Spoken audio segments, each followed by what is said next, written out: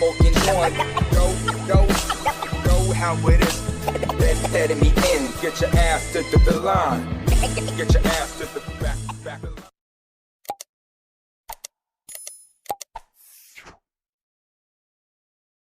History of electricity.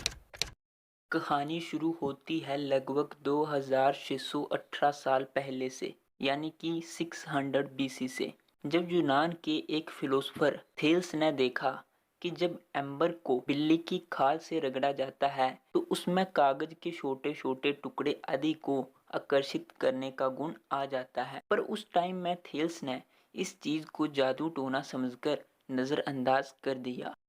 Thales के 2000 वर्ष बाद तक इस खोज की तरफ किसी का ध्यान आकर्षित नहीं हुआ।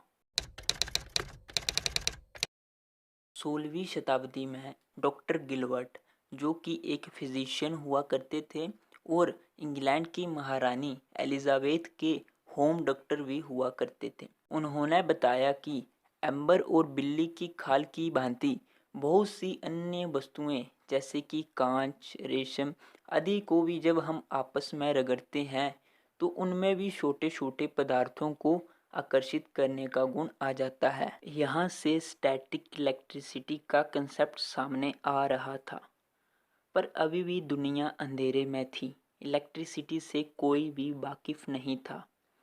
एम्बर को ग्रीक भाषा में इलेक्ट्रॉन बोला जाता था। इस वर्ड को ध्यान में रखते हुए गिलबर्ट ने इस सारे इफेक्ट को बोल दिया इलेक्ट्रिक फोर्स, यानी कि एम्बर को रगड़ने की वजह से लगने वाला फोर्स।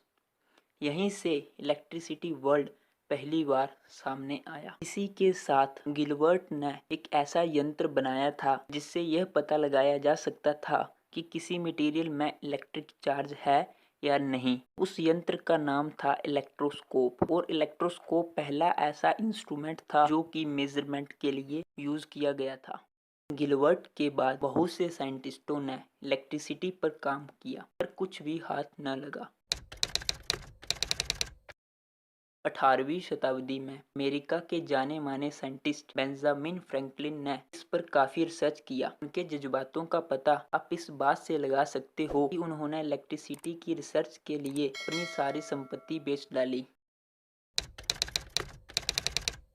जून 1752 में फ्रैंकलिन ने एक पतंग को ऐसे समय पे उड़ाया जब बिजली चमक रही थी और पतंग के ऊपर एक लोहे की स्पाइक लगा दी।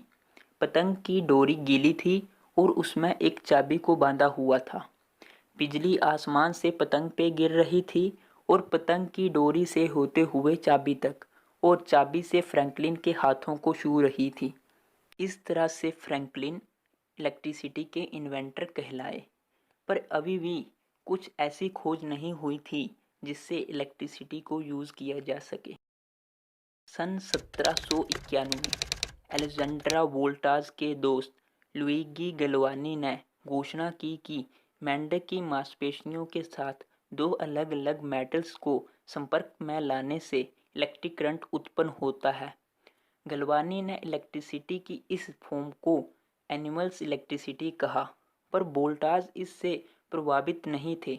उनका मानना था कि इलेक्ट्रिक करंट डिफरेंट मेटल्स की वजह से उत्पन्न हुआ है, तो फिर इसको मेटल इलेक्ट्रिसिटी बोलना चाहिए। उन्होंने 1792 में अकेले ही मेटल्स के साथ एक्सपेरिमेंट करना शुरू कर दिए।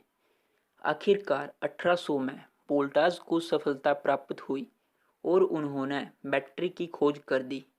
यह बैटरी जिंक और कॉपर की अल्टरनेटिंग लेयर से बनी थी, जिसे सॉल्ट वाटर या सोडियम हाइड्रोक्साइड में भिगोया जाता था। वोल्टाज के इस आविष्कार ने जल्द ही इलेक्ट्रिकल एक्सपेरिमेंट के ऊपर एक नई लहर का नेतृत्व किया। वोल्टाज की यह electric battery DC electric current को उत्पन्न करती थी। इसके बाद 1820 में हैंस क्रिश्चियन ओरस्टेड ने देखा कि जब भी किसी वायर से इलेक्ट्रिक करंट पास होता है तो वायर के अराउंड मैग्नेटिक फील्ड आ जाती है। 1821 में माइकल फैराडेज ने इसके ऊपर काफ़ी रिसर्च किया और काफ़ी एक्सपेरिमेंट भी किए। उन्होंने देखा कि जब एक वायर को जिसमें इलेक्ट्रिक करंट फ्लो कर रहा है उसे मैग्नेट के पास लेके जाते हैं तो वायर के ऊपर एक फोर्स लगता है। यहाँ से फेराडेज ने दुनिया की पहली इलेक्ट्रिक मोटर का आविष्कार कर डाला, जो कि एक डीसी मोटर थी। फेराडेज ने अभी भी अपने एक्सपेरिमेंट्स जारी रखे और 1831 में उन्होंने एक डायनमो की खोज कर डाली। इसके बाद सन 1879 में अमेरिकन इन्वेंटर थॉमस एडिसन ने फाइनली एक लॉन्ग लास्टिंग इलेक्ट्रिक बल्ब की खोज कर डाली। अब एडिसन ने अपनी इलेक्ट्रिसिटी प्रोडक्शन की कंपनीज खोलनी शुरू कर दी, जिनमें वो डीसी जनरेटर का यूज़ किया करता था।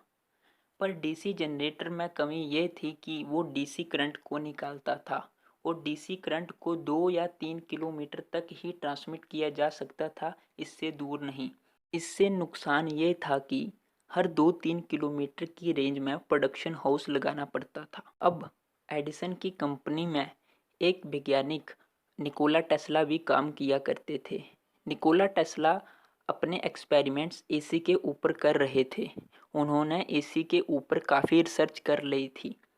उन्होंने ये सब एक्सपेरिमेंट्स के बारे में एडिसन को भी बताया, पर एडिसन ने उन्हें अपनाने से इनकार कर दिया और कहा कि आपको जो भी एक्सपेरिमेंट करने हैं हमारे डीसी जनरेटर के ऊपर करें।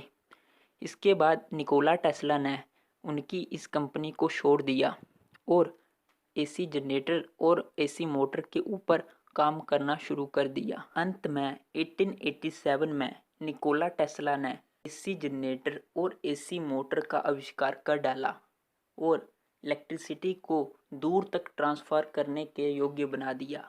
अब एक ही जगह से कोसों किलोमीटर दूर तक इलेक्ट्रिसिटी को भेजा जा सकता था। यहीं से इलेक्ट्रिसिटी की जो एडवांसमेंट है वो शुरू हो गई और डिफरेंट टेक्नोलॉजीज़ आनी शुरू हो गई, जिससे इलेक्ट्रिसिटी का यूज़ बढ़ गया। और आज की डेट में इलेक्ट्रिसिटी एक ऐसा इम्पोर्टेंट फैक्टर है कि जिस पे पूरी दुनिया डिपेंड करती है। अगर इलेक्ट्रिसिटी ना हो तो एक मिनट भी काटना बहुत मुश्किल है। तो फ्रेंड्स, अब आप लोग समझ गए होंगे कि किस तरह से इलेक्ट्रिसिटी का इन्वेंशन हुआ, कितने ज़्यादा वैज्ञानिकों ने कितने ज़्यादा एफर्ट्स किए तब जाके इलेक्ट्रिसिटी इन्वेंट हुआ। अगर इतने सारे वैज्ञानिक अपने एफर्ट्स नहीं लगाते तो शायद आज भी हम अंधेरे में होते।